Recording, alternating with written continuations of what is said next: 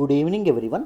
Welcome to today's explained video అండి. G7 అంటే ఏంటి, న్యూస్లోకి వస్తుంది కదా, దాని జెనసిస్ ఎలా జరిగింది, what is its agenda and G7కి ఇండియాకి మధ్య సంబంధం ఏంటి, సో వీటన్నిటి గురించి డీటెయిల్గా తెలుసుకుందామమ్మా.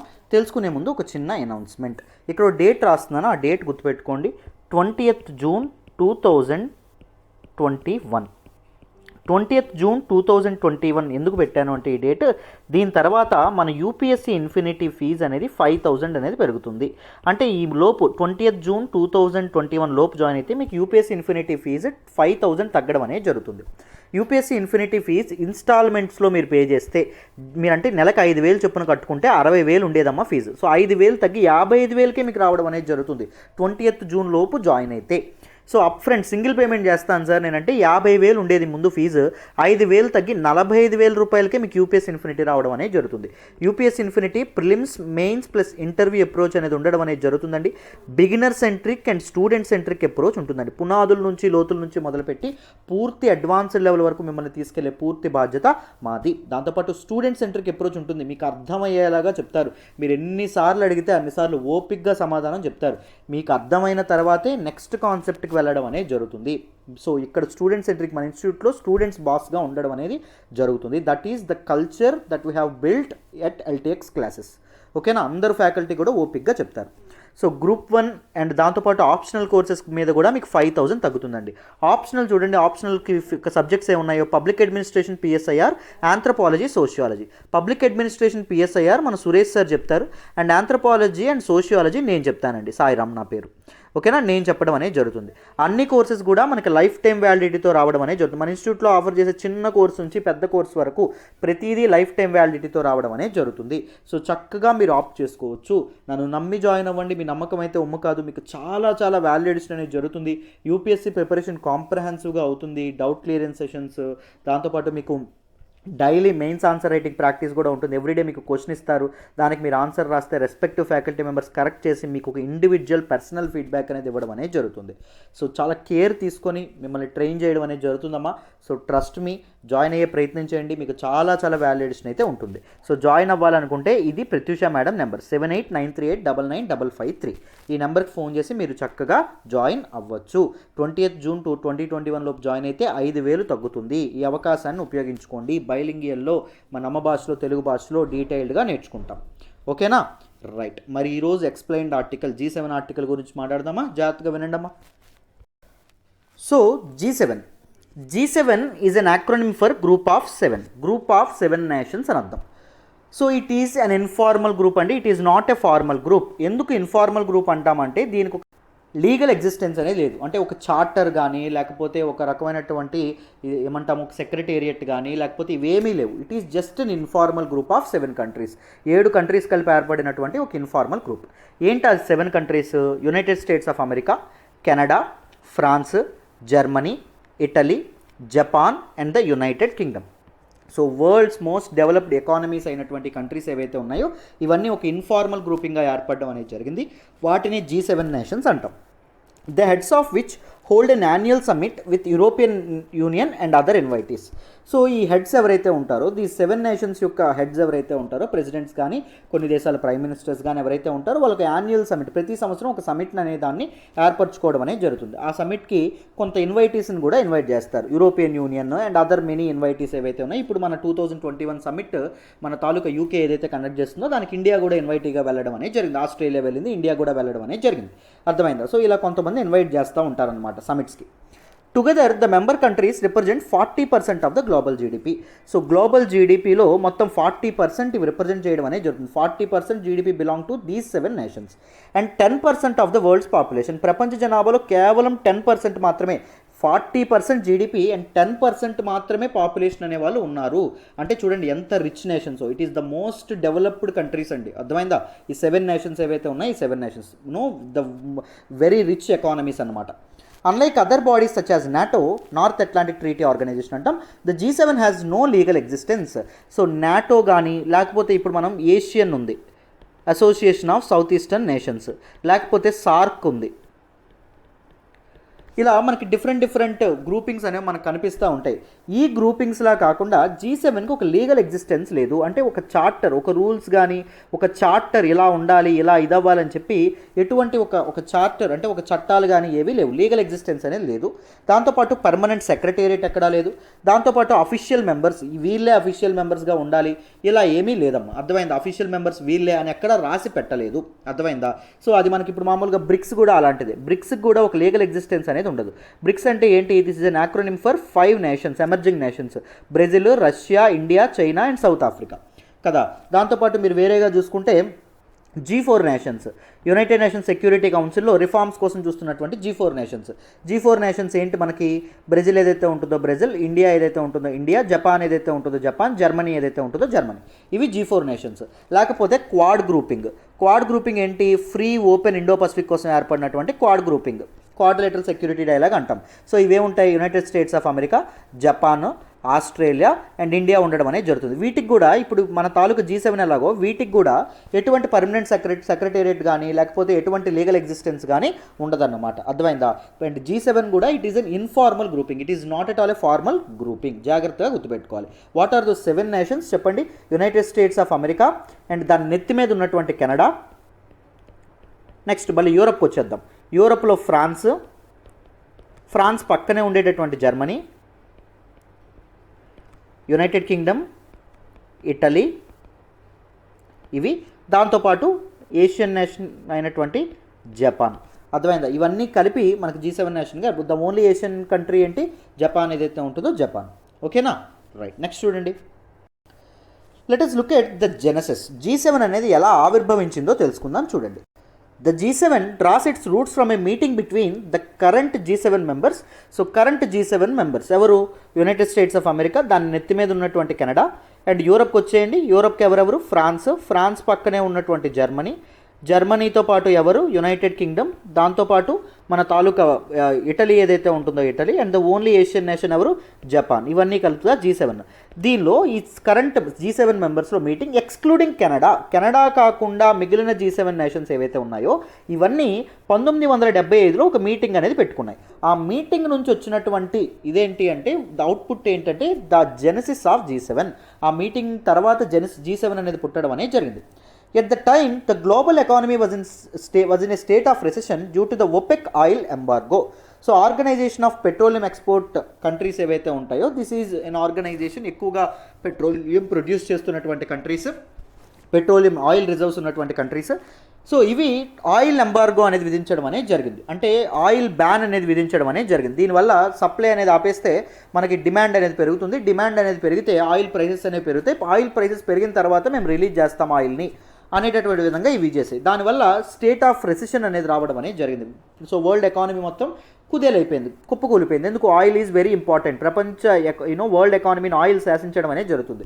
బికాజ్ ఆయిల్ ద్వారానే ఇండస్ట్రీస్ కానీ మ్యానుఫ్యాక్చరింగ్ యూనిట్స్ కానీ ఇవన్నీ పనిచేయడం అనేది జరుగుతుంది. దాంతోపాటు ఆయిల్ ట్రాన్స్పోర్టేషన్కి చాలా చాలా ఇంపార్టెంట్. ఆయిల్ అనేది తక్కువ ఉంది, ఆయిల్ ప్రైసెస్ పెరిగాయి అనుకోండి. సో ప్రతి ఒక్క ఇదేదైతే ఉంటుందో ప్రతి ఒక్క ప్రొడక్ట్ ఏదైతే ఉంటుందో వాటి తాలూకా ఇవి కూడా పెరగడం అనేది జరుగుతుంది. ఇప్పుడు చేపల రేట్లు పెరిగిపోతాయి. ఎందుకు? అన్ని డీజిల్ బోట్లు ఇవన్నీ ఉంటాయి కదా, సో అందుకోసం అని చెప్పి. లేకపోతే కూరగాయల రేట్లు పెరిగిపోతాయి. ఎందుకు? ట్రాన్స్పోర్టేషన్ మరి ఆయిల్ కావాలి కదా, అందుకు. సో ప్రపంచం మొత్తం ఒక రెసిషన్లోకి రావడం అనేది జరిగింది ఆ టైంలో. ఎప్పుడు? 1975 ఆ టైంలో. As the energy crisis was escalating, energy crisis ఎప్పుడైతే పెరుగుతుందో US treasury secretary George Shultz decided that it would be beneficial for the large players on the world stage to coordinate with each other on macro economic initiatives. So recession అనేది ఉంది, oil crisis అనేది ఉంది కాబట్టి so వరల్డ్లో ఉండేటటువంటి these large players ఎవరైతే ఉన్నారో, world ఎకానమీలో ఇంపార్టెంట్ రోల్ ప్లే చేసేటటువంటి పీపుల్ ఎవరైతే ఉన్నారో, కంట్రీస్ ఏవైతే ఉన్నాయో, if they meet and if they coordinate, ప్రతి సంవత్సరం కోఆర్డినేట్ చేసుకుంటే ఈ ఎకనామిక్ వాలటాలిటీ ఏదైతే ఉంటుందో, ఆర్థిక వ్యవస్థలు కుప్పకూలిపోవడం ఇలాంటివి ఏవైతే ఉంటాయో వాటిని అరికట్టచ్చు. కోఆర్డినేట్ చేసుకుని వెళ్తే ముందుకు వెళ్తే మంచిది. Because they influence world economy. These 7 countries influence world economy అని చెప్పి యుఎస్ ట్రెజరీ సెక్రటరీ జార్జ్ స్కుల్జ్ ఎవరైతే ఉన్నారో ఆయన చెప్పడం అనేది జరుగుతుందమ్మా. ఆయన సజెషన్ ఇవ్వడం అనేది జరుగుతుంది. ఆఫ్టర్ దిస్ ఫస్ట్ సమిట్, ఈ ఫస్ట్ సమిట్ తర్వాత అంటే 1975లో జరిగినటువంటి మొదటి మీటింగ్ తర్వాత the countries agreed to meet annually. ఆ కంట్రీస్ అన్ని ఏమనుకున్నాయి, ప్రతి సంవత్సరం ఇలాగే కలుద్దాము, కోఆర్డినేట్ చేసుకుందాం, డిఫరెంట్ ఇష్యూస్ మీద పాలసీస్ తీసుకుందాం, డెసిషన్స్ తీసుకుందాం. సో తీసుకుంటే మనం వరల్డ్ ఎకానమీని కూడా మనం స్టేబుల్గా ఉంచవచ్చు అని డెసిషన్ తీసుకుంటారు. అండ్ ఇయర్ లేటర్ 1976 తర్వాత Canada was invited in to the group which mark the official formation of the G7 as we know it. ముందు G7 అనేటటువంటి పేరు ఉండేది, అసలు వీళ్ళకి ఏం పేరు ఉండేది కాదు, జస్ట్ మీట్ అయ్యేవాళ్ళు, ఇన్ఫార్మల్ మీటింగ్ అయ్యేది అంతే. సో ఒక సంవత్సరం తర్వాత ఎప్పుడైతే కెనడా అనేది ఎంటర్ అయిందో, కెనడా ఎంటర్ అయిన తర్వాత G7 అనేటటువంటి పేరు పుట్టుకొచ్చింది. G7 యొక్క ఫంక్షనింగ్ ముందున్నప్పటికీ G7 అనేటటువంటి ఏమో కెనడా జాయిన్ అయిన తర్వాత పుట్టుకురావడం అనేది జరిగింది. Even the president of the European commission was asked to join the meetings in 1977. So European Commission, though it is not an official member, but European Commission, because European Union is an union of many European countries కదా, ఒకటి కంటే ఎక్కువ countries. So అందుకే it is not an official member కాకపోయినప్పటికీ European Commission యొక్క ప్రెసిడెంట్ని కూడా మీటింగ్స్కి ఆహ్వానించడం అనేది జరిగింది. ఎందుకంటే వరల్డ్ ఎకానమీ మీద యూరోపియన్ యూనియన్ యొక్క ఇన్ఫ్లుయెన్స్ కూడా ఎక్కువ ఉంటుంది, ఇంపాక్ట్ కూడా ఎక్కువ ఉంటుంది కాబట్టి. And following the collapse of the Soviet Union in 1991 and a subsequent thaw in relations between East and West, Russia was also invited to join the group in 1992. So ఎప్పుడైతే Soviet union 1991లో కుప్పకూలిపోవడం అనేది జరిగిందో, USSR పతనం అనేది జరిగిందో, USSR పతనం అయ్యేంత వరకు cold war run అయింది. కోల్డ్ వార్ ఎవరెవరి మధ్య రన్ అవ్వడం అనేది జరిగింది, మన తాలూకా వీళ్ళు ఎవరైతే ఉన్నారు యునైటెడ్ స్టేట్స్ ఆఫ్ అమెరికాకి, దాంతోపాటు మన తాలూకా యుఎస్ఎస్ఆర్ సోవియట్ యూనియన్కి మధ్య కోల్డ్ వార్ రన్ అయింది. ప్రపంచం కూడా పాలరైజ్ అయిపోయింది, అంటే రెండు విధాలుగా విడిపోయింది. ఒకటి వెస్టర్న్ కంట్రీస్కి పాలరైజ్ చేయడం, ఇంకొకటి ఈస్టర్న్ యుఎస్ఎస్ఆర్కి ఇది చేసినటువంటి కంట్రీస్ అన్ని ఈస్ట్ వరల్డ్ కంట్రీస్ అని చెప్పడం అనేది జరిగింది. And this third world countries అని, అంటే మన India is a third world country. ఎవరైతే బోత్ యుఎస్ఏ వైపు వెళ్లకుండా యుఎస్ఎస్ఆర్ వైపు వెళ్లకుండా నాన్ అలైన్డ్గా ఉన్నారో వాళ్ళు థర్డ్ వరల్డ్ కంట్రీస్ అని చెప్పి అనడం అనేది జరుగుతుంది. ఎప్పుడైనా థర్డ్ వరల్డ్ కంట్రీస్ అంటే గుర్తుపెట్టుకోండి, అది మీనింగ్, అర్థమైందా?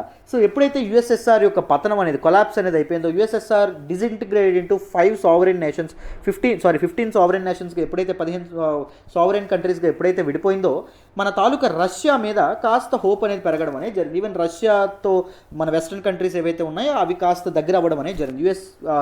రష్యాతో వెస్ట్రన్ కంట్రీస్ కాస్త ఫ్రెండ్షిప్ చేయడం అనేది జరిగింది. అప్పుడు రష్యాని కూడా మన తాలూకా G7 కంట్రీస్ ఏవైతే ఉన్నాయో G7 కోయిలేషన్లోకి ఇది చేశారంట. సో రష్యా 1998లో G7లోకి ఎంటర్ అవ్వడం అనేది జరిగింది. Thereafter the group was named as G8. మొత్తం 8 కంట్రీస్ గ్రూప్ ఆఫ్ 8 నేషన్స్గా ఆవిర్భవించడం అనేది జరిగింది. సో 1998 నుంచి 2014 వరకు G7 G8గానే కంటిన్యూ అయిందండి. బట్ కానీ 2014లో రష్యాని ఎక్స్పెల్ చేయడం అనేది జరుగుతుంది. అదర్ నేషన్స్ ఏవైతే ఉన్నాయో వీటిని రష్యాని బయటికి తోసేయడం అనేది జరుగుతుంది. When Russia was expelled for its annexation of Crimea from Ukraine. So Russian president అయినటువంటి వ్లాడిమిర్ పుతిన్ ఎవరైతే ఉంటారో, Putin is an ambitious guy అండి, just like his communist friend Jinping. China president Jinping ఎలా అయితే అంబిషియస్సో, మన తాలూకా రష్యన్ ప్రెసిడెంట్ పుతిన్ కూడా అంబిషియస్. సో పుతిన్ ఏం చేద్దాం అనుకుంటారు, ఒకప్పటి సోవియట్ యూనియన్లో యుఎస్ఎస్ఆర్లో భాగమైనటువంటి ఉక్రెయిన్లో ఉన్నటువంటి క్రిమియా ఏదైతే ఉంటుందో, క్రిమియా అనేటటువంటి ప్రాంతాన్ని ఆక్రమించుకుందాం అనుకుంటారు. It is against rules based law, it is against rules based world order అని చెప్పి మన తాలూకా western nations this G7 grouping ఏదైతే ఉంటుందో ఇట్ ఎక్స్పెల్స్ రష్యాని బయటకు నెట్టేయడం అనేది జరుగుతుంది. సో అగైన్ G8 గ్రూపింగ్ ఏదైతే ఉంటుందో G7 గ్రూపింగ్గా మారడం అనేది జరుగుతుందమ్మా. So the presidency of G7 meetings is held by each of the 7 countries in turn each year. So సంవత్సరానికి ఒక ప్రెసిడెంట్ అనే ఆయన ఉండడం అనేది జరుగుతుంది. ఆ ప్రెసిడెంటే ఈ మీటింగ్స్ ఏవైతే ఉంటాయో మీటింగ్స్ని హోస్ట్ చేయడం, మీటింగ్స్ని ఆర్గనైజ్ చేయడం అనేది జరుగుతుంది. So which ever the nation is holding the presidency that year, ఆ నేషన్ ఏం చేస్తుంది, మీటింగ్స్ హోల్డ్ చేయడం కానీ ఆర్గనైజ్ చేయడం కానీ జరుగుతుంది. G7 మీటింగ్స్ని ఎవ్రీ ఇయర్ సబ్మిట్ జరుగుతుంది, గుర్తుపెట్టుకోండి. The UK holds G7 presidency for 2021. 2021కి గాను G7 ప్రెసిడెన్సీని ఎవరండి హోల్డ్ చేస్తున్నారు, యునైటెడ్ కింగ్డమ్, మన తాలూకా బ్రిటిష్ హోల్డ్ చేయడం అనేది జరుగుతుంది. And has organised the conference for this Saturday at the Carbis Bay hotel in కార్న్వాల్లో మన తాలూకా ఒక సమిట్ ఏదైతే ఉంటుందో, ఒక మీటింగ్ ఏదైతే ఉంటుందో మీటింగ్ కూడా కండక్ట్ చేయబోతుందో, కాన్ఫరెన్స్ కూడా కండక్ట్ చేయబోతుంది. This year India, South Korea and Australia have been invited to attend the G7 summit as participating guest. India, South Korea and Australia, ఎప్పుడు యూరోపియన్ యూనియన్ ఈజ్ ఇన్ఎవిటబుల్ అండి, వీళ్ళతో ఈ 7 నేషన్స్తో European union కూడా ఎప్పుడు వస్తుంది. European యూనియన్తో పాటు మన తాలూకు India, South Korea and Australia ఏవైతే ఉన్నాయి వీటిని కూడా ఇన్వైట్ చేయడం అనేది జరిగింది గెస్ట్ నేషన్స్గా, అర్థమైందా, ఇన్వైటీస్గా ఇన్వైట్ చేయడం అనేది జరిగింది. At the end of the summit, ఎప్పుడు ప్రతి సమిట్ ఎండ్లో లాగానే యూకే, ద ప్రెసిడెన్సీ ఉన్నటువంటి యూకే ఏదైతే ఉంటుందో it will publish A document called communique అనేటటువంటి ఒక డాక్యుమెంట్ని రిలీజ్ చేయడం అనేది జరుగుతుంది. వాట్ ఎవర్ మేము ఈ మీటింగ్లో ఏ నిర్ణయాలు తీసుకోవడం అనేది జరిగింది, ఏ విషయాల మీద మేము కొలిక్కొచ్చాము, ఏ విషయాల మీద మేము అందరం ఒక మాట మీద ఉంటున్నాము అనేటటువంటి విషయం మీద ఒక డాక్యుమెంట్, ఒక ప్రెస్ రిలీజ్ పబ్లిక్ డొమైన్లో పెడతారండి. రిలీజ్ చేయడం అనేది జరుగుతుంది G7 సమిట్ తర్వాత. ఎవ్రీ సమిట్ తర్వాత ఒక కమ్యూనిక్ ఏదైతే ఉంటుందో అది రిలీజ్ చేస్తారు. అర్థమైందా? ఇది ఒక సంప్రదాయం అన్నట్టు. Then what is the agenda of this meeting? So ఈ మీటింగ్లో ఏం డిస్కస్ చేస్తారు మామూలుగా ఈ ప్రతి మీటింగ్లో చూడండి. The G7 summit provides a forum for member countries to discuss shared values and concerns. So the common concerns and shared values ఏవైతే ఉన్నాయో వాటి గురించి మాట్లాడడం అనేది జరుగుతుంది. షేర్డ్ వాల్యూస్ లైక్ డెమోక్రసీకి ఏమైనా థ్రెట్ ఉందా, థ్రెట్ గురించి మాట్లాడడం అనేది జరుగుతుంది.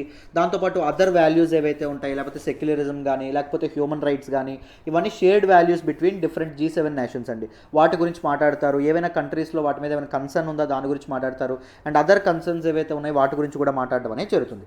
While it initially focused on international economic policy, మొదట్లో రెసిషన్కి ఎగనెస్ట్గా కదా వరల్డ్ మన తాలూకా ఎకానమీ అనేది వాలటైల్గా ఉండకూడదు, ఎకానమీ అనేది స్టేబుల్గా ఉండాలి.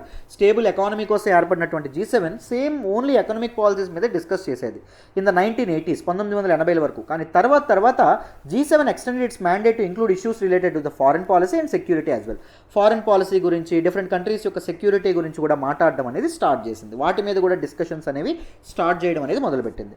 In recent years G7 leaders have met to formulate common responses to challenges encompassing like counter terrorism, development, education, health, human rights, climate change, వీటి గురించి కూడా మాట్లాడుతున్నారు. సో రీసెంట్ ఇయర్స్లో G7 నేషన్స్ ఈ కామన్ ప్రపంచాన్ని పట్టిపీడిస్తున్నటువంటి ఈ తాలూకా కన్సర్న్స్ అండ్ ఛాలెంజెస్ ఏవైతే ఉన్నాయి, లైక్ టెర్రరిజం కానీ, development, education, health, human rights, climate change, వీటన్నింటి గురించి ఎక్కువగా తమ ఎజెండాలోకి, తమ తాలూకా పాలసీల్లోకి వీటి గురించి తీసుకురావడం అనేది జరుగుతుంది. వీటికి చాలా ఎయిడ్ కూడా ఇవ్వడం అనేది జరుగుతుంది. సపోజ్ మనకి ఆపరేషన్ అపోలో దేనికోసం లాంచ్ చేయడం అనేది జరిగింది? Operation Apollo launch by G7 countries. ఎందుకోసం లాంచ్ చేయడం అనేది జరిగింది? మన తాలూకా క్లైమేట్ చేంజ్ ఏదైతే ఉంటుందో క్లైమేట్ చేంజ్కి ఎగ్నెస్ట్, క్లైమేట్ చేంజ్ గురించి పోరాడుతూ వాళ్ళ జీడిపిలో 0.02% of their GDP each country donate చేస్తాము ఫండ్కి, మిషన్ అపోలోకి అని చెప్పి మనకి చెప్పడం అనేది జరిగింది. దీస్ నేషన్స్ ఏవైతే ఉన్నాయో డిసైడ్ అయినాయి. సో ఇలా డిఫరెంట్ ఎయిడ్స్, డిఫరెంట్ ఇవేవైతే ఎయిడ్స్ కౌంటరింగ్ ఎయిడ్స్, దాంతోపాటు మలేరియా కౌంటర్ చేయడానికి, హెల్త్ కోసం, ఇలా చాలా హ్యూమన్ రైట్స్ని ప్రివైల్ చేయడానికి చాలా పాలసీస్, వీటన్నిటి గురించి డెసిషన్స్తో వీళ్ళు ముందుకు వచ్చేవాళ్ళు ఎవ్రీ సమిట్ తర్వాత. Now let us look at India and the G7. ఇండియాకి G7కి మధ్య రిలేషన్ ఏంటి చూడండి. The G7 has been criticized for being outdated and ineffective in recent decades due to its exclusion of two of the world's largest economies, that is India and China. ప్రపంచంలోనే ఒక అద్భుతమైనటువంటి ఎకానమీస్గా ఎదుగుతున్నటువంటి India and చైనాని G7 నుండి exclude చేయడం పట్ల చాలామంది criticise చేస్తారు. ఇది outdated form అని చెప్పి కూడా చెప్పడం అనేది జరుగుతుంది.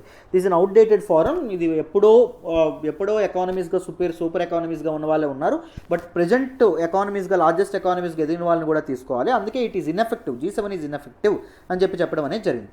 Even several think tanks have called for India's inclusion into the group. G7లో ఇండియా అనేది ఇంక్లూడ్ అవ్వాలని చెప్పి చాలామంది అనడం అనేది జరిగింది. However some argue against it. కొంతమంది దీనికి ఎగెన్స్ట్గా ఆర్గ్యూ చేస్తారు. ఎందుకంటే India has much lower GDP per capita relative to other states like G7 countries కానీ, లేకపోతే మన చైనా ఏదైతే ఉంటుందో చైనా కానీ, వీటితో పోలిస్తే ఇండియాకి జీడిపి పర్ క్యాపిటా అనేది చాలా తక్కువ. సో జీడిపి పర్ క్యాపిటా అంత తక్కువ ఉన్నప్పుడు how can we join? G7 is a forum of world's leading economies కదా, హౌ కెన్ వీ జాయిన్ ఇండియాని ఎలా మనం జాయిన్ చేసుకోవచ్చు అని చెప్పి చాలామంది వాదించడం కూడా జరుగుతుంది. While not being an official member of the group, India has been invited to the 2021 G7 summit. So both Australia and South Korea తో పాటు మన తాలూకా ఇండియాని కూడా మన G7 సమిట్ ఏదైతే ఉంటుందో G7 సమిట్కి ఇన్వైట్ చేయడం అనేది జరిగింది as a special guest, making this year the second time prime minister Modi has been asked to participate in the discussions. So రెండవసారి ప్రైమ్ మినిస్టర్ నరేంద్ర మోడీ గారిని ఈ G7 మీటింగ్స్లో పార్టిసిపేట్ చేయమని అడగడం అనేది జరిగింది. India will be particularly interested in the talks related to global vaccine delivery as both a major manufacturer and consumer of vaccines. India అనేది ముఖ్యంగా మన తాలూకు గ్లోబల్ వ్యాక్సిన్ డెలివరీ గురించి మాట్లాడబోతుంది ఈ తాలూకా టాక్స్లో. సో వ్యాక్సిన్ సప్లై గురించి కానీ, వ్యాక్సిన్ డొనేషన్స్ కానీ, లేకపోతే developed nations, medium income countries ఏవైతే ఉన్నాయో, దాంట్లో లో ఇన్కమ్ కంట్రీస్ ఏవైతే ఉన్నాయో వాటికి వ్యాక్సిన్స్ అనేవి ఎలా అందించవచ్చు. ఈవెన్ ఇండియాకు కూడా being the largest consumer of vaccines ఇండియాకి చాలా అవసరం. సెకండ్ వేవ్ అండ్ రాబోయే థర్డ్ వేవ్ దృష్ట్యా, దాంతోపాటు మేజర్ మ్యానుఫ్యాక్చరర్ కూడా ఇండియానే, మన తాలూకా వ్యాక్సిన్ డోసెస్ ఎక్కువ తయారు చేస్తుంటుంది. సో అందుకోసం మన ఇండియా ముఖ్యంగా ఈ గ్లోబల్ వ్యాక్సిన్ పాలసీ ఏదైతే ఉంటుందో వ్యాక్సిన్ డెలివరీ గురించి డిస్కస్ చేయొచ్చు అని చెప్పి మనకి చెప్పడం అనేది జరిగింది. అర్థమైందా? So this is all about G7. అర్థమైందా? సో అందరికీ ఆర్టికల్ అనేది అర్థమైందని అనుకుంటున్నాను. రైట్, మరి నా ఎక్స్ప్లెనేషన్ వస్తున్నట్టయితే కీప్ లైకింగ్ అవర్ వీడియోస్, మీ ఫ్రెండ్స్తో షేర్ చేసుకోండి అమ్మా, ఎలా ఉందో కూడా కామెంట్ చేయండి. Thank you so much for all the support so far. వీలైతే యూపీఎస్సీ ఇన్ఫినిటీ తీసుకోండి, మీకు చాలా వాల్యుయేషన్ ఉంటుంది. మీరు చాలా నన్ను నమ్మండి, ప్రిలిమ్స్ మెయిన్స్ ప్లస్ ఇంటర్వ్యూ అప్రోచ్లో ఉంటుంది. మీకు ఎన్నిసార్లు చెప్పమంటే అన్నిసార్లు ఓపిక్గా చెప్పే ఫ్యాకల్టీ ఉన్నారు. చాలా వాల్యుయేషన్ జరుగుతుంది. సో టెస్ట్లు ఉంటాయి, టాపిక్ వైజ్ టెస్ట్లు, గ్రాండ్ టెస్ట్లు ఇవన్నీ ఉంటాయి. So daily mains answer writing practice ఉంటుంది. మీకు చాలా వాల్యుయేషన్ అయితే ఉంటుంది. మీ ప్రిపరేషన్, యూపీఎస్సీ ప్రిపరేషన్ సజావుగా సాగించేటటువంటి పూర్తి బాధ్యత మాది. కంప్లీట్ ట్రస్ట్ నుంచి జాయిన్ అవ్వండి.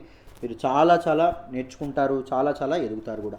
Thank you so much for all the support so far. Bye అమ్మా.